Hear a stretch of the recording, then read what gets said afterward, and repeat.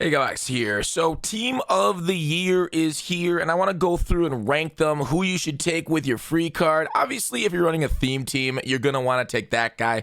Deontay Johnson, just FYI, it says you use this player in a set that unlocks February 4th to earn a 95 overall NCAP player.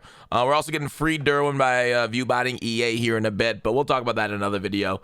So let's rank the team of the year. Maybe I'll have some gameplay. So I got gameplay with every single one of the team of the year cards. Fortunately, it's not like FIFA. They're actually pretty reasonable due to the reroll here in Madden Ultimate Team. I'll show off the team.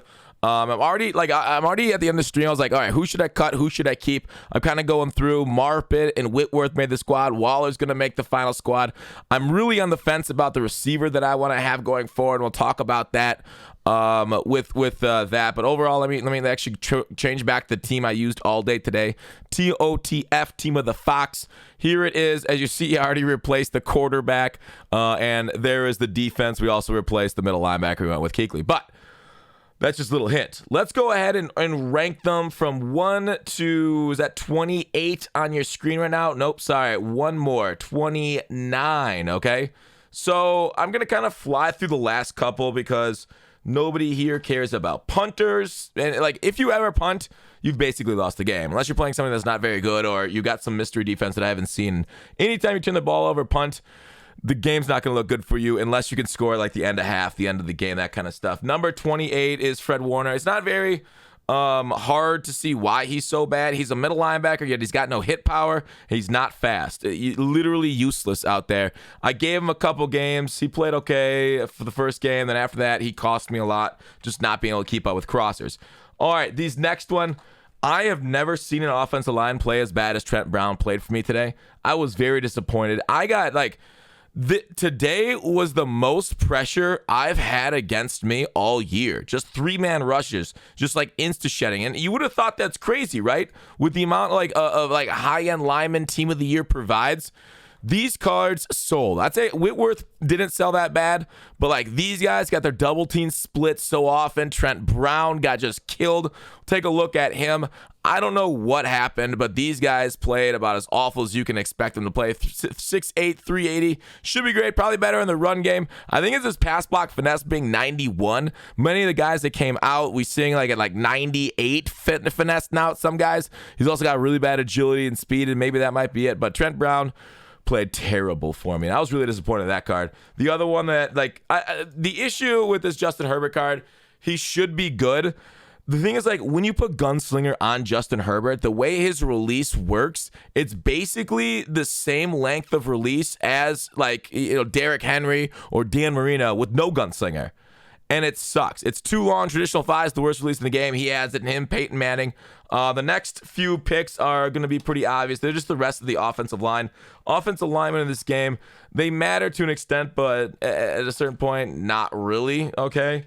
So there we go with Andrew Whitworth there. So I'm going to test him out on the main squad going at right tackle and see if he plays well. Ali Marpet was okay. Zach Martin was okay. Maybe I'd put Ali above Zach, but I kind of just gripped them all together. Now, on the opposite side of the ball, the defensive line.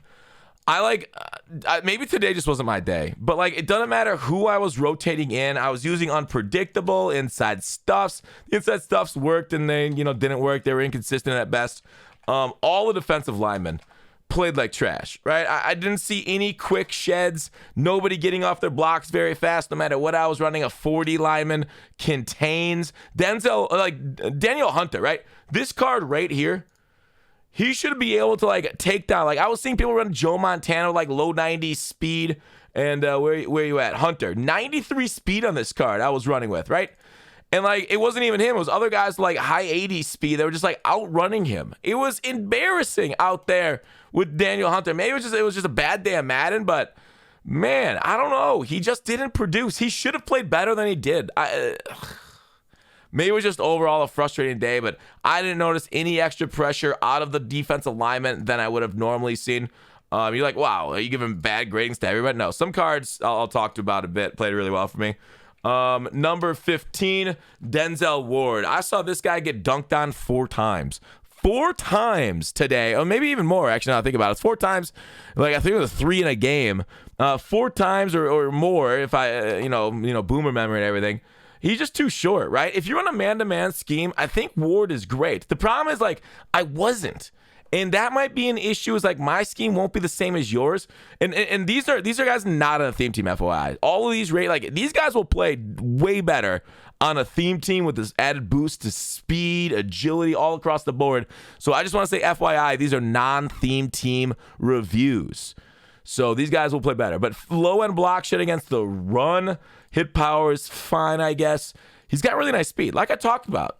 In a man coverage scheme, this is that dude, right? 96 man, you get him and Lattimore out there, 99 speed, high-end man coverage, press. And Ward is going to lock some receivers down. The problem is I play mostly a zone at the moment, and like he's a man-to-man type corner. So that's why he's getting a low grade. But again, that height is a problem at 5'11" against big receivers. And especially going against like deep out elite. Like even man coverage against deep out elite, they'll just outswerve you and beat you with those guys too. So Ward, I was a little sad by the way he played for me. All right, number 14 though, we got Kenyon Drake. He actually ran okay. He is the worst of the running backs I feel like I ran with though. Drake, who probably didn't deserve team of the year. I know he complained about getting a lot of like children mad at him. Overall, like I don't think he's a bad back. I just didn't notice anything too special about him. He didn't really break as many tackles as I hoped. He's not like overweight, right? 211. That's okay. He's an elusive back. All the running backs are elusive backs. It's tough that they're not different. Short route running isn't anything over 90, so that's not great either. Overall, I think he felt fine, but I didn't really like notice anything glitchy out of him, but at least he wasn't like a net negative. Here's how bad team of the year went for me. Number 13 is a kicker. He's the highest kick power kicker in the game. He's a reasonable price, and that's all I got to say about that. Obviously, put your best chems on him. Diggs was like he was IRL. Either he was getting burned like hard or making some nice plays, right? Like I think he got me a couple interceptions today, which was cool, but overall inconsistent. I think like in a man coverage scheme, I think I'd rather have him. Oh no, I'd rather have Ward over him, but I think as like a flexible, like as a mixed scheme, kind of like I like to mix in man, I like to mix in zone a little bit. As a mixed scheme, he's not bad overall. A little taller, 6'1" than Ward, but a little bit slower there. So it really depends on how you play the game. 84 catching's okay. But I can't say I just love this Diggs card. But you know, Cowboys theme team, he's going to play even wilder for you. So that's a good card on a theme team, of course. Next up, this was probably my biggest disappointment of the day. I expected Jeremy Chin to play much better than I saw out there. I don't know what it was. We can go ahead and investigate the stat. I got the player right here. But his compadre, Harrison Smith, who had poo-pooed before going live, actually played more consistent and made some more plays. Maybe it was due to like play rec or something, change of direction being low, agility on this guy. He's still 6'3", which is nice. It's really cool having that high-end height for the secondary. But, you know, we got 6'7" guys, 6'5" guys out there, so you can get even taller guys. 94 speed.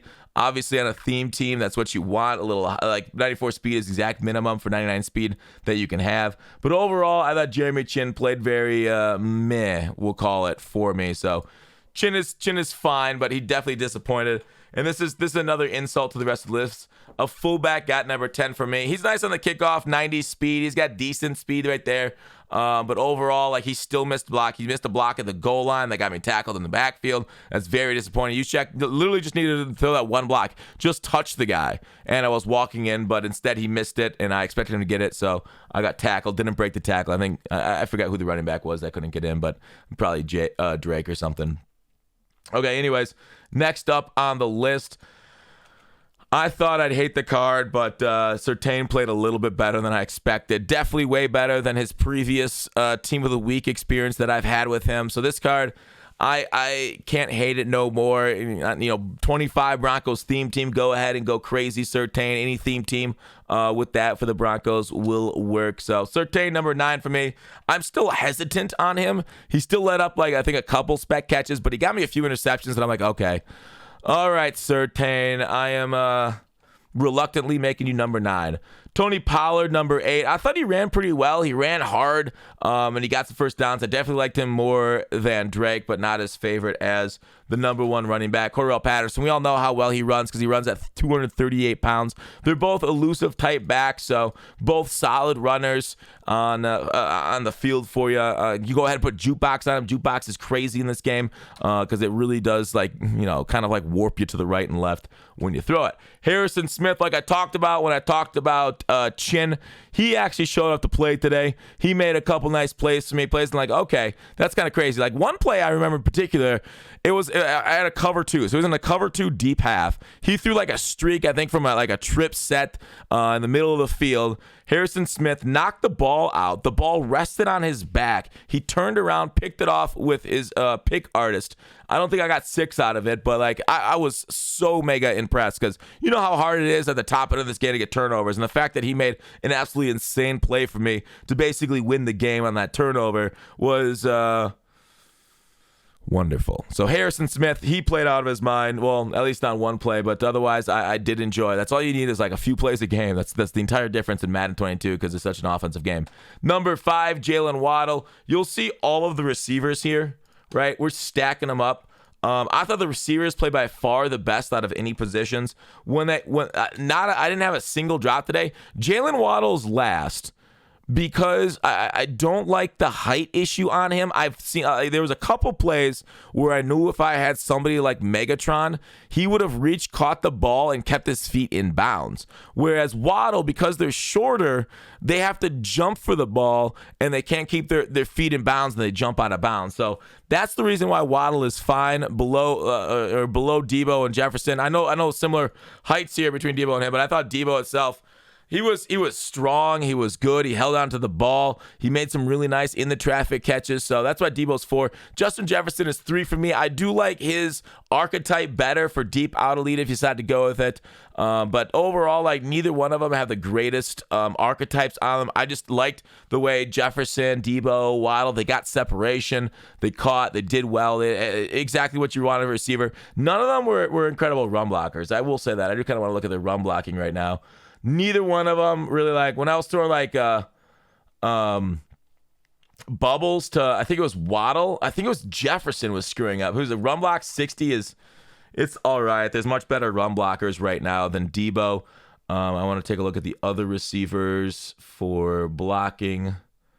Where are they? I wish I could sort by position. I guess I could just filter by position. Filter, position, wide receiver. Jefferson run block is 55, and then Waddle's run block is 61. Weird that Waddle's got the best run blocking. So none of them really did well when we're considering the run blocking headed in. So I still like the bigger receivers because they're more flexible, allow you to play a little bit more of a balanced game running behind them. All right, Darren Waller is my number 2, best tight end of the game right now, tallest, fastest. Obviously, if you have a theme team that doesn't have him, you have Niners, you probably go Vernon instead of him. Cook's also a good replacement, but Raiders theme team with him and Cook together, it's a dynamic duo, and something I recommend definitely running. Number 1 on the list, though, is Taiwan. Taiwan's number 1.